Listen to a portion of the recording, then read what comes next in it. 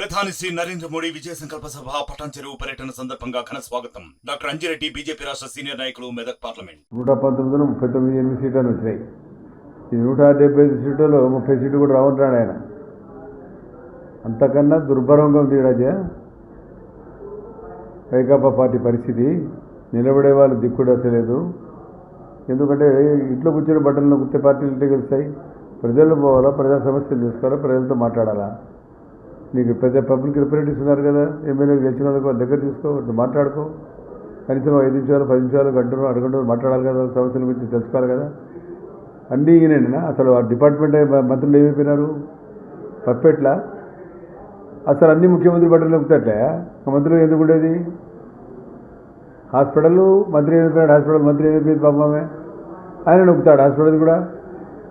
రోడ్లు అంటే 2 నిమిషాలు ఆడినాడు పాపం, దిక్కు తెచ్చలేదు. ఎటువంటి మంత్రి పదవి ఎందుకు, అటువంటి మంత్రులు ఎందుకు ఉండాలా. డిపార్ట్మెంటల్గా నీ మంత్రికి నీకు గౌరవించాలా. నీ మంత్రి ద్వారా ప్రజలు పోయి నువ్వు ఆ సంక్షేమ కార్యక్రమం, మనం అభివృద్ధి కార్యక్రమం చేసిరామని చెప్పాలా. స్థానిక ఎమ్మెల్యే ఉంటాడు, వాడిని గౌరవించాలా. ఎక్కువ ఒకరి గౌరవం లేదు బట్టి గవర్నమెంట్. నువ్వు చూసినారు ఇంతవరకు ఎక్కడన్నా మేజర్ స్కీమ్స్ ఇవ్వడం ఎక్కడన్నా చేసినాడు వచ్చి ఒక మంత్రి మనకి సంబంధించిన శాఖకు. అన్నీ ముఖ్యమంత్రినా. ఆర్ఎండ్బి ఆయన కడాకు ఏది మైనార్టీది కూడా అన్నీ, ఎస్సీది కూడా అన్నీ, ఎస్టీది అని వాళ్ళు ఏం చేస్తారు ఆ మంత్రులు. కాబట్టి ప్రశాంత్ కిషోర్ చెప్పిన దాంట్లో 100% కరెక్టు. ఎందుకంటే గతంలో ప్రశాంత్ కిషోర్ వల్లనే ఆయనకి ఈరోజు ఈ అధికారం దక్కింది. ఆయన లేనిపోని మాటలు అని చెప్పి అన్ని సుప్తవాదానాలు చేసి ఈరోజు నెత్తి మీద వేసుకున్నాడు. పరిస్థితి బతి బాగాలేదు. మంచిది, సర్వేలన్నీ మనకే ఉంటాయి. మన ప్రశాంత్ కిషోర్ గారు చెప్తే ఎందుకు భయపడుతున్నారు. ఈ సర్వేలన్నీ ఒకటే, ప్రశాంత్ కిషోర్ ఒకటే. రాజకీయాల్లో హత్యలు ఉండవు, ఆత్మహత్యలే ఉంటాయి. ప్రశాంత్ కిషోర్ చెప్పింది ఇంకా తక్కువ చెప్పినాడు ఆయన. ఇంకా దారుణంగా ఉంటుంది చూడు. ఎవడే క్యాండిడేట్ లేరు కదా, 3 మార్క్స్వి కర్నూలు పని ఒకటి చేయించుకుంటే సిట్టింగ్ అని వదిలేస్తేవి. ఇదే రాజకీయం చేసి పనే పాపం ఆయన చేస్తున్నాడు ఎవడో పాయ. సరిపోతే పోయింది, ఆయన ఇష్టం అనుకున్నాం. మళ్ళీ 2 మంది తెచ్చిపెట్టి ఆయన బాయ, మోహన్ రెడ్డి బాయ, మళ్ళీ 4 మంది తీసుకొచ్చి పెట్టాం ఐఏఎస్ ఆఫీసర్ రిటైర్. మన ఇష్టమా ప్రజలకుంటే ఏమనుకుంటున్నాం. నేను ఇష్టం వచ్చినోడికి ఇస్తే ఓట్లు లేనికి. అదే ఒక్కసారి అంటే రాజశేఖర రెడ్డి మీద గౌరవంతో, రాజశేఖర రెడ్డి మీద ఉండే అభిమానంతో రైతులు కానీ ప్రజలు కానీ ఆయన సంక్షేమ మంచి కార్యక్రమం చేశాడు. ఆరోగ్యశ్రీ కానీ ఫీజు రింబర్స్మెంట్ 2 మంచి కార్యక్రమం ప్రజల్లో పోయినాయి. మైనార్టీలో కొంతవరకు రిజర్వేషన్లు పోయినాయి. ప్రశాంత్ కిషోర్ గారు ఈ రాష్ట్ర రాజకీయాలపైన సంచలనమైన వ్యాఖ్యలు చేయడం జరిగింది. రేపు 2024లో ఎన్నికల్లో తప్పనిసరిగా జగన్మోహన్ రెడ్డి ప్రభుత్వం ఓడిపోతుంది, ఘోరమైన ఓటమిని జగన్మోహన్ రెడ్డి చవిచూస్తున్నాడని చెప్పేసి ప్రశాంత్ కిషోర్ గారు చెప్పడం జరిగింది. ఇది అక్షర సత్యం. ఎందుకంటే ఈ రాష్ట్రంలో ప్రజలందరూ కూడా ఈ 5 సంవత్సరాల కాలంగా ఈ ప్రభుత్వం నుంచి తీవ్ర వ్యతిరేకతతో ఉన్నారు. ఈ ప్రభుత్వంలో అనేక అరాచకాలు, దౌర్జన్యాలు, కక్ష సాధింపు రాజకీయాలు నిత్యకృత్యమైపోయినాయి. కాబట్టి ప్రజలు ఈ ప్రభుత్వాన్ని గద్దెదించేదానికి, జగన్మోహన్ రెడ్డిని బంగాళాఖాతంలో కలిపేదానికి ఎదురు చూస్తున్నారనే విషయాన్ని ఈ సందర్భంగా నేను తెలియజేస్తున్నాను. ప్రశాంత్ కిషోర్ గారు చెప్పడం జరిగింది, బంగ్లాలో కూర్చొని, ప్యాలెస్లో కూర్చొని బటన్లు నొక్కితే ఓట్లు రాలవు, అభివృద్ధి చేస్తే ఓట్లు వస్తాయి, యువతకు ఉద్యోగాలు ఇస్తే ఓట్లు వస్తాయి. కాబట్టి అట్లాంటి కార్యక్రమాలు ఏవి జరగలేదు. కాబట్టి ఈ రాష్ట్రంలో నిన్ను సాగనంపేదానికి ప్రజలు రేపు రాబోయే ఎన్నికల్లో నిర్ణయం తీసుకున్నారని ప్రశాంత్ కిషోర్ గారు చెప్పడం జరిగింది. మరి అదే పద్ధతిలో డోన్ నియోజకవర్గంలో కూడా ఈరోజు ప్రజలు ఒక మంచి అవకాశాన్ని, చంద్రబాబు నాయుడు గారు గెలిచే అభ్యర్థిని, ప్రజానాయకుడిని కోట్ల సూర్యప్రకాష్ రెడ్డి గారిని ఇక్కడ పోటీకి నిలబెట్టడం అనేది ఒక శుభపరిణామం. ప్రశాంత్ కిషోర్ గారు కూడా ఈ ప్రభుత్వ వైఫల్యం గురించి, అంటే తొందరలోనే పక్క రాష్ట్రంలో కేసీఆర్కి పట్టిన గతే ఆంధ్రప్రదేశ్లో జగన్మోహన్ రెడ్డి కూడా పట్టబోతుందని చెప్పారు. అందుకు ఉదాహరణ మేము ఒకటే చెప్తా ఉన్నాం, డోన్ నియోజకవర్గంలో కూడా తెలుగుదేశం జెండా ఎగరబోతున్నాం. ఎందుకని చెప్పంటే ఈనాడు ఇక్కడ ప్రాతినిధ్యం వస్తున్న ఆర్థిక మంత్రి గారు ఓటమిని ముందే ఒప్పుకున్నారని చెప్పి నేను హైదరాబాద్లో ఇంటర్వ్యూ ఇవ్వడం జరిగింది. రాష్ట్రంలో, ఆంధ్రప్రదేశ్ రాష్ట్రంలో మొత్తం 175 నియోజకవర్గాలకు గాను అత్యధిక మెజార్టీతో 140 సీట్లు గెలుస్తుందని ప్రశాంత్ కిషోర్ గారు చెప్పడం జరిగింది.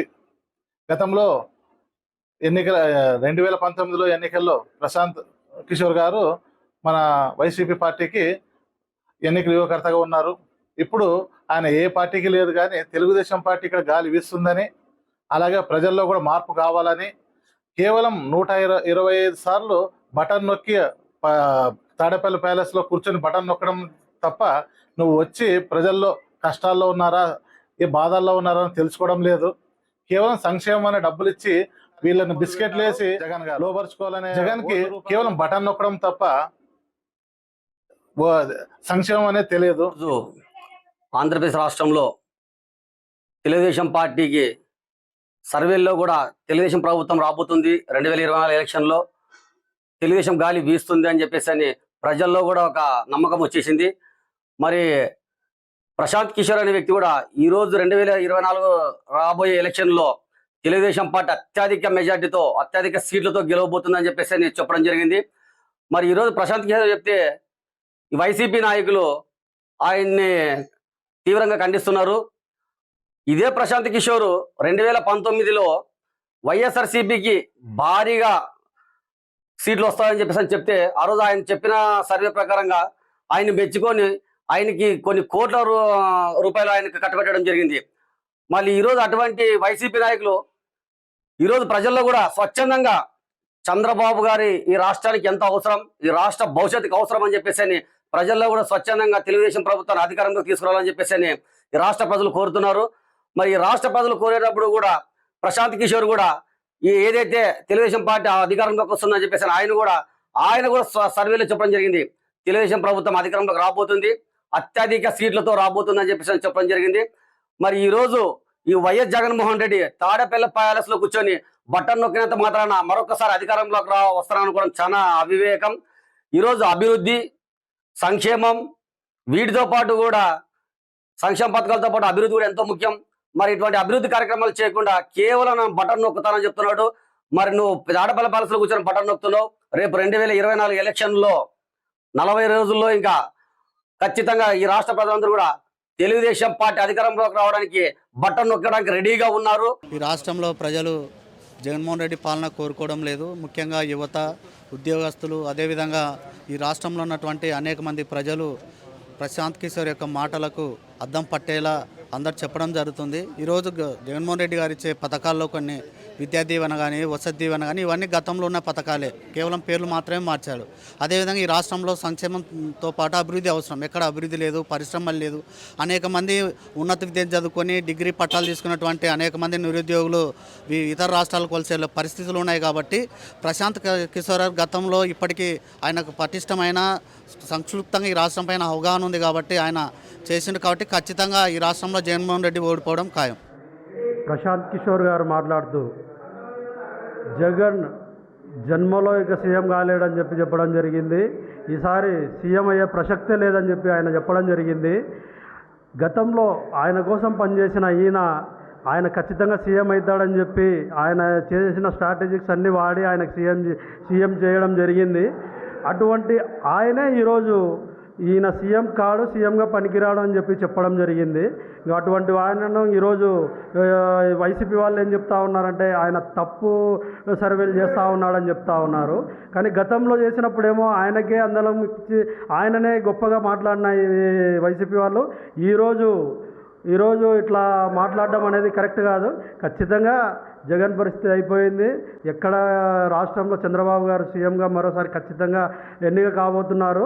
రాష్ట్రం కూడా పచ్చగా అవ్వబోతూ ఉంది. రాష్ట్రంలో జరుగుతున్న అరాచక పాలన నాడు జగన్మోహన్ రెడ్డి నమ్మిన వ్యక్తే ప్రశాంత్ కిషోర్ పీకే అనే అతను నిన్న తెలంగాణలో ఘాటు వ్యాఖ్యలు చేశాడు.